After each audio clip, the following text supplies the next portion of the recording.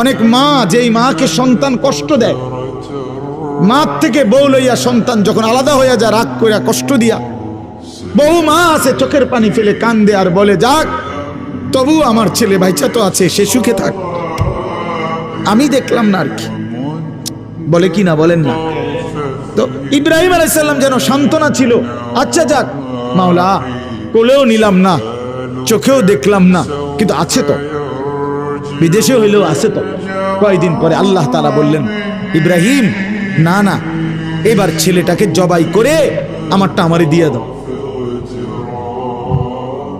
ইব্রাহিম আলাইহিস সালাম বলছেন আসলামতু, এই মাওলা মেনে নিলাম,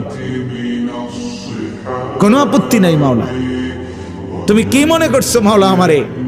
আমি হারবো না, আমি হারবো না, আমি হারতে আসি নাই, আমি 1 নম্বর হতে আসছি। অতএব পরীক্ষা আমি দিয়েই যাব, পরীক্ষা আমি দিয়েই যাব। আমি সন্তানকে জবাই করতে প্রস্তুত, তবুও তোমার ভালোবাসার প্রমাণ দেখাইতে চাই।